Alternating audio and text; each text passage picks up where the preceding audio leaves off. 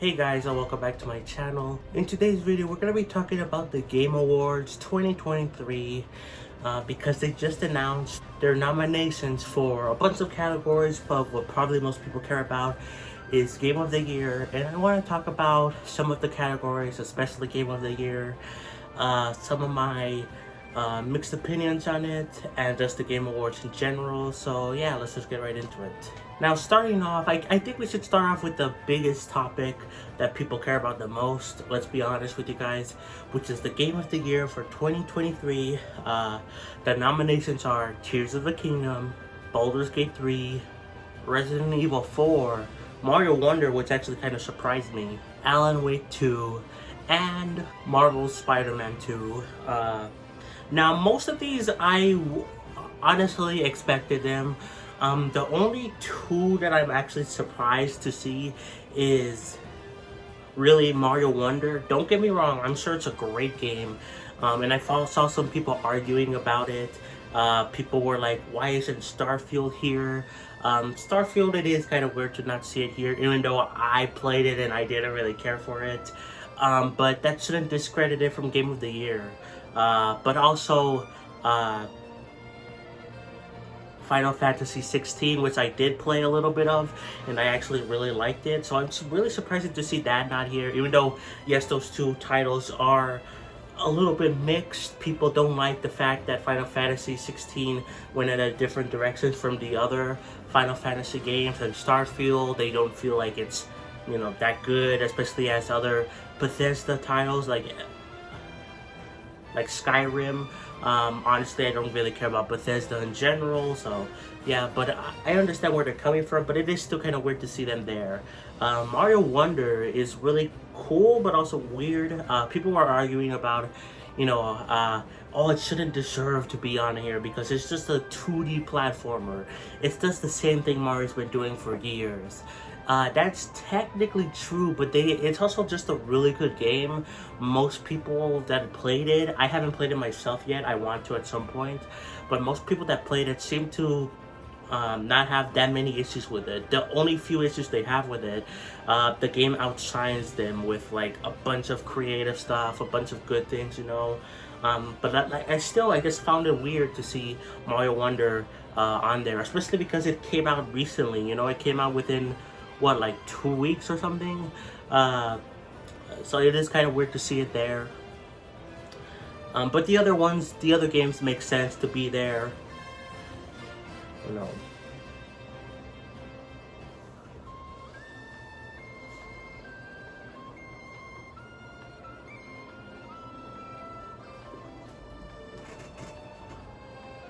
Except for maybe Resident Evil 4, just because of the fact that it won Game of the Year when it came out like 20 years ago. And also, it's a remake. Like, yeah, they changed a bit about it, but it's not it's not basically a new game like Resident Evil 2 was. But I really think they should have just made like a category for like remakes, remasters, all that jazz, that way we could have gone like Kirby's Return to Dreamland Deluxe, we could have gotten Metroid Prime remastered along with Resident Evil 4 and also other ones that I'm probably forgetting. So yeah, that is a little weird. I'm not saying it doesn't deserve it, but I'm just saying it feels weird, But the other games totally make sense. Spider-Man 2, highest rated game by Sony, one of the only Sony things they did this year, which I have a video coming up soon about talking about what's going on with Sony because it's really weird right now. Yeah, I actually was able to play Spider-Man Remastered and Spider-Man Miles Morales, and I haven't played Spider-Man 2, but from the other Spider-Man games that I really enjoyed, yeah, it makes sense why this would be Game of the Year. They're all really fun, all really great games, in my opinion. Can't wait to play Spider-Man 2 eventually at some point. But yeah, that makes sense. It was also highly rated, almost the same rating as Mario Wonder, though I think Mario Wonder actually beat it. It's also recent, it came out at the same day as Mario Wonder. Alan Wake 2 was kind of surprising, not because of the highest of its placement, but just because when I first heard about it, I wasn't expecting it to get a high amount of buzz, but when it came out, people have been saying this game is like a masterpiece. It blows everything away. It doesn't feel like other AAA games, you know, so it makes total sense for it to be here as well, even though when I first saw it and heard of it, I wasn't expecting people to like it that much. Like, it was still going to be probably a good game, but I wasn't expecting people to be like, oh, it's Game of the Year worthy, you know, so that's really cool. Baldur's Gate 3, I barely heard any, I don't think I've heard any negative things about it, so yeah, that makes sense.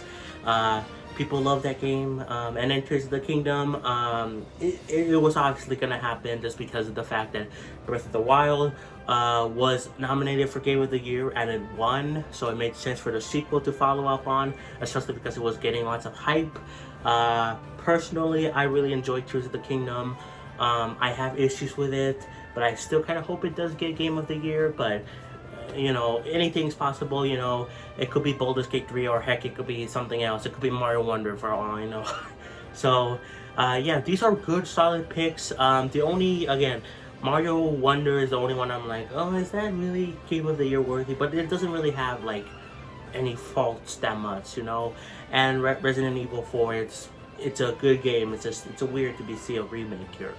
But now let's talk about some of the other things with, the nominations.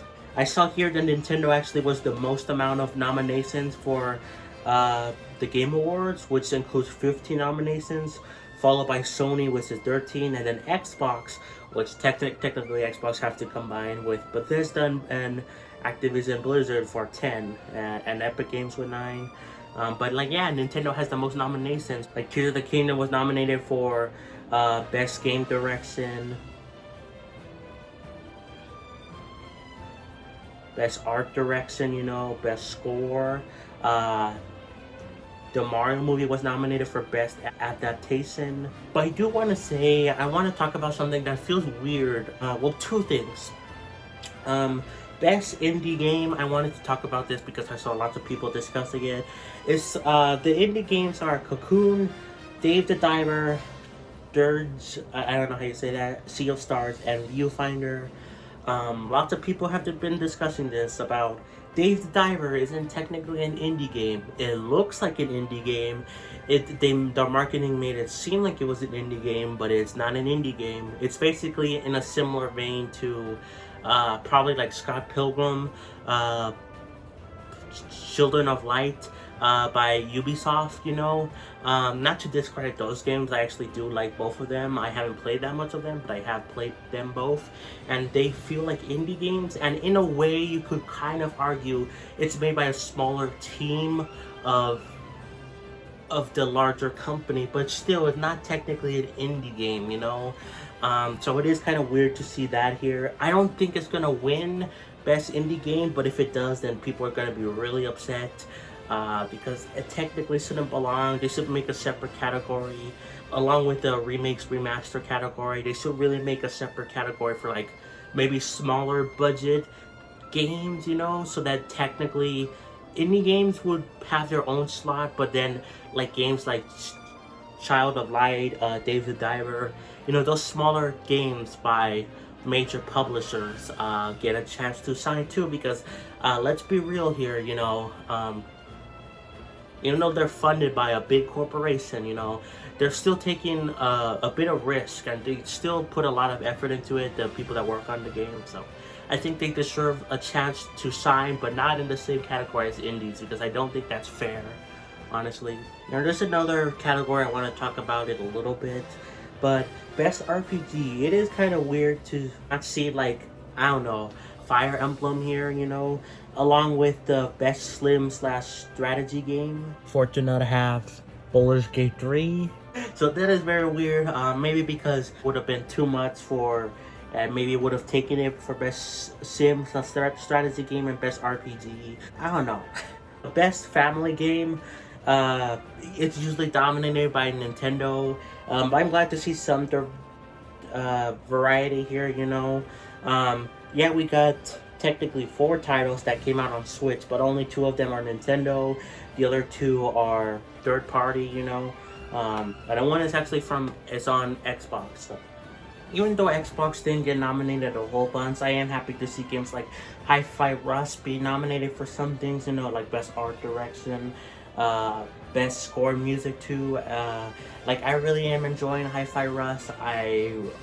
It's like one of the few Xbox exclusive games that I've been really liking. So it's cool to see it here. I saw some people also say that maybe Star Wars Jedi Survivor was like should have been nominated more, but to be honest, even though I've heard good things about it now, it had a lot of bugs at launch, and I would rather see games that come out, you know, polished, get nominated, you know. I mean, with Mario Wonder and Tears of the Kingdom, Nintendo literally hold off on releasing the game a year when it was technically done because they wanted to polish up and make things smooth and better, you know? So I think games like that should be nominated more than buggy games that like take months to even a year to be fixed. So yeah. What I do find it weird about these categories is just the fact that some of them have like 5 slots, some of them have 6. Why is it uneven? I don't really understand why some of them have way more than other ones. Like, it's very weird. Best anticipated game. We got some good games here. Probably the one I'm most hyped for, honestly, is I'm interested in Star Wars Outlaws, Final Fantasy VII Rebirth, but honestly, Hades 2, probably because of the fact that I really am enjoying Hades. I haven't finished it yet, but Hades is like really good, and I can't wait for Hades 2 whenever that comes out. But I really wanted to talk about this. I find it really weird how Cyberpunk 2077, that expansion thing, is nominated for some things like Best Narrative and Best Performance, you know? Well, the best performance because it's a celebrity doing it, and the celebrity is probably gonna beat out the other people that do great performances as well. You know, no offense to the celebrity Idris Elba, but that's beside the point. The main thing is just the fact that I really wish Xenoblade 3 Future Redeemed was here, you know? It got absolutely buried last year.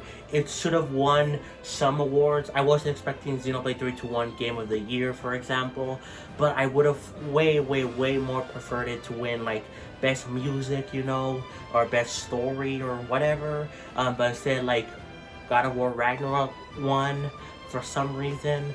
And like, it would have been a perfect time to release, for it to be nominated, the DLC for it, especially because Cyberpunk's DLC was here for like Best Narrative or Best whatever. I'm not saying it would have won because, let's be honest, they hate Xenoblade. They hate RPGs in general. Unless it breaks out to the mainstream, like something like Baldur's Gate 3 or whatever. People don't really care about RPGs, and that sucks. But yeah, I really wish it was nominated for something, but it just got buried again. It wasn't even nominated this time. At least it was nominated for something last year. So yeah, that's really disappointing to me, honestly. But what can you do, I guess? I will still consider it my game of the year. Probably that's my game of the year is the Xenoblade 3 Future Redeemed, and then followed by Tears of the Kingdom. But that's just me. There were just a bunch of good games that came out this year.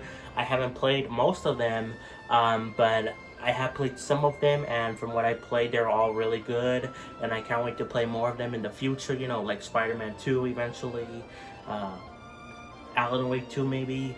I do have Alan Wake Remastered, and I also have Control, so maybe I can play those 2 games and then get Alan Wake 2 at some point.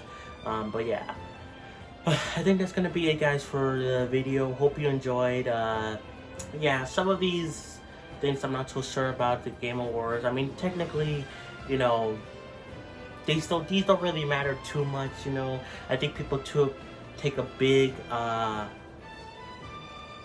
like to make a bigger deal about them than they should. These are just fun awards, you know. They don't really mean too much, you know. The main thing, even most people care about the Game Awards, is just the fact that the new game reveals, you know. So Yeah, not really the awards. Even though the awards are nice, people really care about the reveals. I don't know what they're gonna reveal at the Game Awards. Maybe Nintendo can finally do something because they're the most nominated company of the show. So maybe they will give us something. I don't know. Switch 2 reveal? Oh no, they're not gonna do that. But we'll see. But anyways, that's it. Thank you, Damon Grace, for becoming a Patreon member. Like, subscribe, please, on Xenoblade, and I'll catch you guys next time for more. Peace. Bye, everyone.